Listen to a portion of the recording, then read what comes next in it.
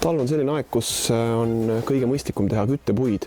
No selle kohta on väga palju teooriaid juba aegadest ammustest. Metsamehed kindlasti teavad kõike, mis ilmaga, mis päeval, mis kuuseisuga peab puid langetama. No, mina piirdun selle teadmisega, et seda tehakse talvel siis, kui nii-öelda loodus on sellises surnud või siis puhkeseisundis, kus puudel mahlasi pole.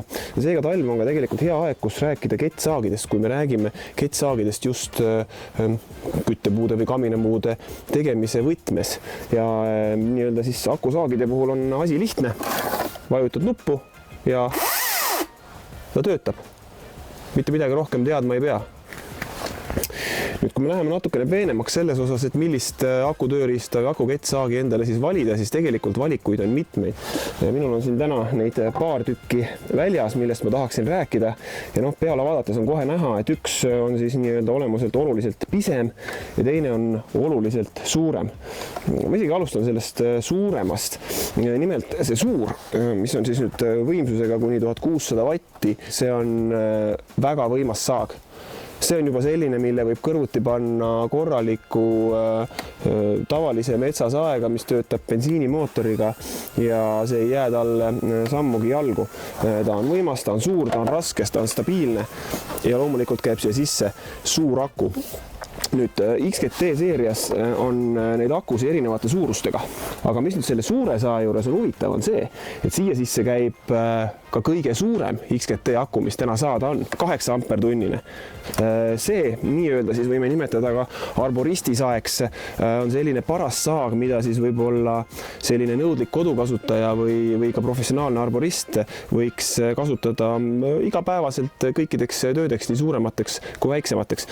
Kui me nüüd räägime sellest, et bensiinimootor versus aku metsas, üks argument võiks olla see, et akuga pole ikka metsas midagi teha, sa teed selle ühe aku ära, ta saab tühjaks ja sinna su töö jääb. Bensumootoriga pole muud kui vala bensiini peale ja tõmba terve 8-tunnine tööpäev rahulikult, mitte midagi ei juhtu. No ma ütleks selle kohta, et samamoodi nagu bensiini peale valada on võimalik akudega ju akusid vahetada. Tõsi, metsas sa akut laadida ei saa, aga kui sul on niigi juba akutööriste park olemas, siis ilmselt akusid on rohkem kui üks ja tegelikult saad sa väga pikalt, väga rahulikult tööd teha. Ja kui sa nüüd oledki tõsine selline metsamees, kes natukene rohkem ikkagi nii-öelda täispäeva teeb, siis tulebki võtta suur saag, kus on suured akud ja see kestab sul oluliselt kauem. Minule piisab sellisest täiesti vabalt, sest et nagu ma ütlesin, ma lähen teen selle ühe või 2 puud endal kaminapuudeks päevas, ma arvan, ma rohkem ei tahagi ja selle ma usun, ma teen ära ühe või äärmisel juhul 2 akuga. Kirjas on, et ühe akuga peaks saama teha 160 lõiget 100 × 100 plussist, nii et seda on tegelikkuses, ma ütleks, et üsna palju. Veel üks oluline eelis akusaagide puhul, just nimelt bensiinimootoriga saagide vastu on see, et nad on vaiksed. Kui muidu bensiinimootoriga metsas töötades on kogu aeg klapid peas, siis väike tööots sellega see klapp nii oluline ei olegi. Lisaks sellele nad on puhtad. Näiteks seesama väike saag on täpselt selline asi, mis võiks olla metsamehel, matkamehel või kellel iganes, kes kuskil nii-öelda sügavamal metsas elab, kogu aeg pagasnikus. Lihtsalt sellepärast, et kui kuskil mõni puu teele on langenud, sa saad selle võtta, vajutad nuppu, sul on kiiresti töö tehtud, sul on tee vabastatud. Bensiinimootoriga tähendaks seda, et sul on autos kogu aeg ikkagi nii-öelda bensiini või õlilaik, sest kuskilt ta natukene alati lekib ja loomulikult siis sellelt tulenevalt ka see kütuse lõhn. See on puhas, kogu aeg töö valmis, nupuvajutuse kaugusel. Natukene ma räägiksin ka sellest, et millised need ketid siin peal on. Nimelt aku kettsaagide ketid on natuke teistsugused. Nad on natukene peenemad ja nad on välja töötatud just nimelt selle jaoks, et sobiksid töötama akude pealt. Ehk siis nende energiakulu on väiksem. Akudest tuleks ka natuke rääkida. Nüüd just nimelt see valik XGT aku versus muud akud. XGT aku on ikkagi aku, mis on mõeldud suurtele võimsatele tööriistadele. See on see, mille järgi ta on disainitud, mille jaoks ta on disainitud.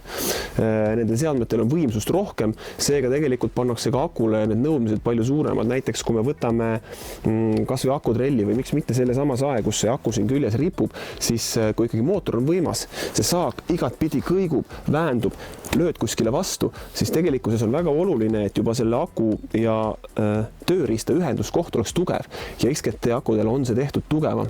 Samamoodi aku siseehitus on tehtud selline, et ta talub rohkem märga, ta talub rohkem põrutusi, siin on igasugused puhvertsoonid sees just sellepärast, et kui see sul maha kukub või sa sellega kuskile vastu puutüve lööd, siis sa ei lõhu seda akut endale ära. Ja tõenäosus, et see võimsama tööriistaga teed rohkem viga ka akule, on loomulikult suurem. No lisaks loomulikult, nagu me ka varem oleme rääkinud oma saadetes, siis nendel akudel on ka natukene tarkus sees.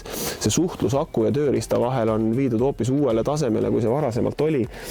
Aku ütleb, mis seisus tema on tööriistale ja tööriist ütleb akule, mis seisus tema on ja mis tal akult vaja on. Ja see suhtlus loomulikult on ka kasuks siis, kui aku laadima panna. Ma ütleks, väikeste tööde puhul ei tuleks karta seda, et akuketsaag jääb nii-öelda sul jalgu ja takistab töö tegemist, kindlasti mitte. Ja mina ka sellise otsuse enda jaoks olen ära teinud. Nii et soovitan teilegi, praegust on ilus aastaaeg, valge, lumine, minge metsa, tehke omale kaminapuud, kui teil on oma metsatukk, kui ei, minge võib-olla naabriga saate kokkuleppele või lähete oma vanaema vanaisa juurde. Ma ütleks, et see on mõnus tegevus, kerge sport, värskes õhus, kulub kõigile ära.